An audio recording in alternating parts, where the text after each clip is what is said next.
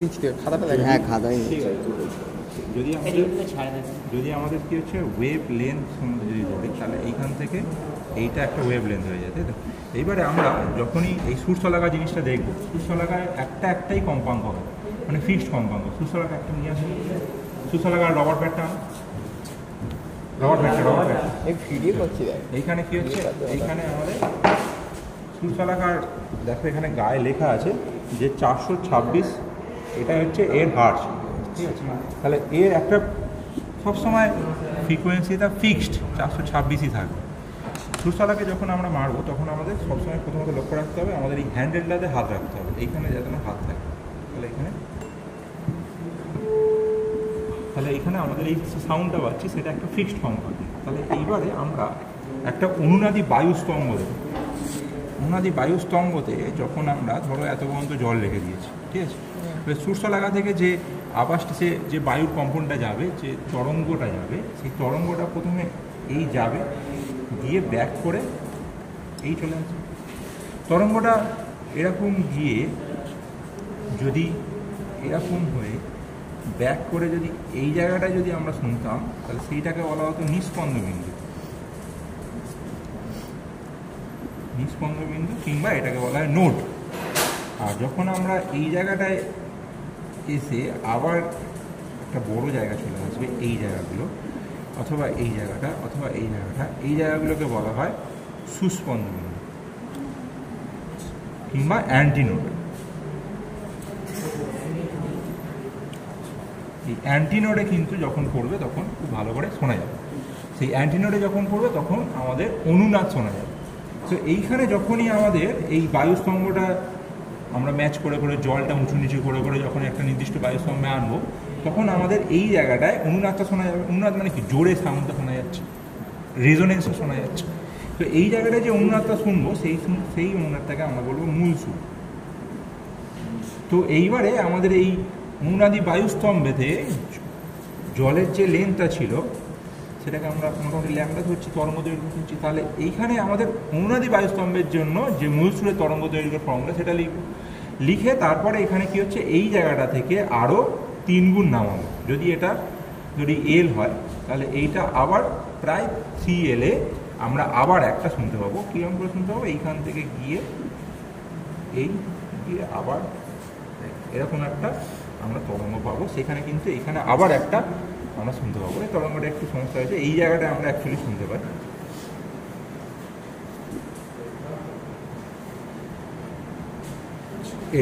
এইটা হচ্ছে আমাদের প্রথম সুর।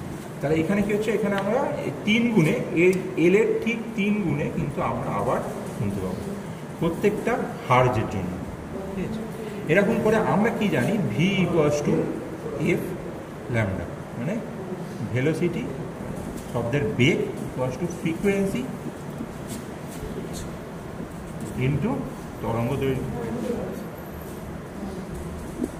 তাহলে এইখান থেকে কিন্তু আমরা ফ্রিকোয়েন্সি পেয়ে যাচ্ছি, অলরেডি লেখা আছে, আর ওয়েভ লেন্থটা পেয়ে যাচ্ছি আমাদের এই মূল সুর আর প্রথম উপসুর থেকে।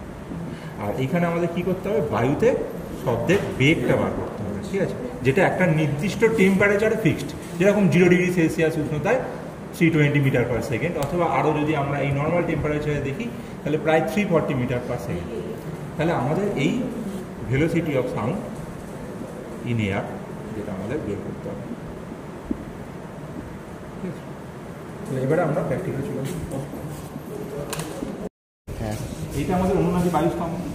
তো এই স্তম্ভে কি হচ্ছে, আমরা এই প্রথমে এই যে চোঙটা আছে সেই চোঙটায় আমরা জল ভরবো, ঠিক আছে? এবার জলটা যখনই আমরা ভরবো তাহলে এই লেভেলটার সাথে কিন্তু ম্যাচ করে এই অনুনাদি বায়ুস্তম্ভেটাও আমাদের জলটা চলে আসবে। কিন্তু এখানে কিন্তু জলের এটা দেখতে পাবো না, কারণ এটা ট্রান্সপারেন্ট না। তাই জন্য কি হচ্ছে, এইখান থেকে একটা পাইপ ফিট করা আছে। যে পাইপ ফিট করা আছে যেটা থেকে এইটায় যতটা জল উঠবে এই পাইপটা দিয়ে কিন্তু আমরা মেজার করতে পারবো, ঠিক আছে? তাহলে প্রথমে ধরো আমরা এই জায়গাটায় যখন আমরা রবার প্যাডটায় মেরে যখন জলটা থাকবে তখন কী হচ্ছে, রবার প্যাডটায় মেরে এইখানে আমরা ভরবো। ধরলে কী হচ্ছে, এখানে যদি আমরা প্রথম মূল সুরটা পাই তাহলে কী হবে, সেখানে আমরা অনুনাদ শুনতে পাবো, একটা জোরে কম্পন শুনতে পাবো, জোরে আওয়াজটা শুনতে পাবো। তাহলে এইখানে কী হচ্ছে, এইখানে আমরা মেজারমেন্ট নিয়ে নেবো। ধরো এইখানটাকে আমি মেজারমেন্ট নিলাম যে 16, আচ্ছা 16টাই হয়ে গেল মূল সুর। তারপরে তৃতীয়টা কি করে পাবো, ঠিক ষোলোর 3 গুণ করে দিয়ে সে তার কাছাকাছিতে আমরা মাপার চেষ্টা করবো, ঠিক আছে। সেখানে আমরা প্রথম উপসূত্রটা পেয়ে যাবো, তাই তো। এরকম করে 3টে আমরা সুরশলাকা ধরবো, 3টে সুরশলাকার জন্য 3 বার চেক করে বার করা। হ্যাঁ, সব হাড় আলাদা। আর সুরশলাকার বড় হাড়গুলো দেওয়া হচ্ছে যেটা আমাদের বায়ুর বেগটা খুব ভালো করে বের করতে পারবো। বড় হাড় থাকলে সেখানে খুব ভালো করে, ঠিক আছে। তাহলে ওইখানে বিকারটা নিয়ে যাওয়া, একদম নিয়ে গিয়ে জলটা ভরে আনবে দিয়ে, আর এটা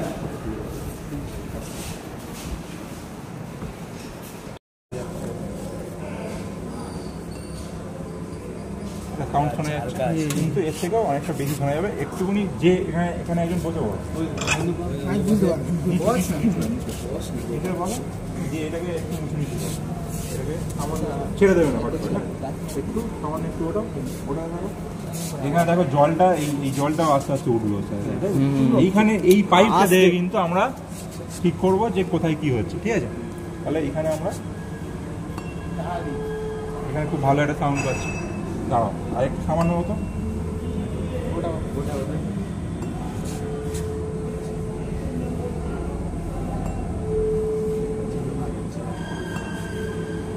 নামাও, সামান্য একটু নামাও, সামান্য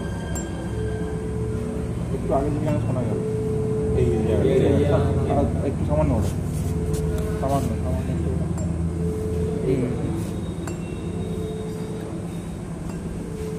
একটু ওটাও সামান্য, আস্তে আস্তে ওটা এই জায়গাটা একটু অনুনাদটা, ঠিক আছে। হ্যাঁ, তুমি প্রথম অনুনাদটা শুনতে পেলে, প্রথম অনুনাদটা কত শুনতে পেলে? হ্যাঁ, 19.5, তাই তো 19.5 মোটামুটি তোমরা শুনতে পেলে। তাহলে সেকেন্ড যে অনুনাদটা শুনতে পাবে সেটা কিন্তু প্রায় 19.5-কে দ্বিগুণ করে দাও, এই 3 গুণ করে দাও, 3 গুণ করে দিলে সেকেন্ড অনুনাদটা শুনতে হবে। এবার যদি ধরো থার্ড ওই সেকেন্ড যে অনুনাদটা হচ্ছে সেটা ধরো ওর 3 গুণের থেকে কাছাকাছি জায়গায় শুনতে পেলে, তখন আবার প্রথম অনুনাদটা ফিরে এসে ওর যে 3 ভাগ করে যেটা হচ্ছে তার মোটামুটি কাছাকাছি একটুখানি দেখবে কোন জায়গাটা পারফেক্টলি শুনতে পাচ্ছে ভালো করে, ঠিক আছে। আর সবসময় এই জায়গাটাতেই মারবে, অন্য জায়গাগুলো মারবে না। আর মোটামুটি গায়ের জন্য মারার দরকার নেই, এই জায়গাটা হ্যান্ডেলটা ধরে মোটামুটি একজন ভালো। আর করা হয়ে গেলে, এইটা হয়ে গেলে তারপরে ওটা এইটা জমা দিয়ে আবার সেকেন্ডটা নিয়ে আসবে। 426টা নোট করে রাখবে, যেটা করছো সেটা কিন্তু নোট করে রাখবে, যেটা করবে সেটা সবসময় নোট করে রাখবে। তারপরে 426 করে পরপর যেগুলো বড় ফ্রিকোয়েন্সি যেগুলো সুরশলাকা সেগুলো কিন্তু আমরা প্রোভাইড করে দেবো। হ্যাঁ, ওই জায়গাটাতেই মারলে ভালো করে সাউন্ডটা শোনা যাবে আবার, ঠিক আছে।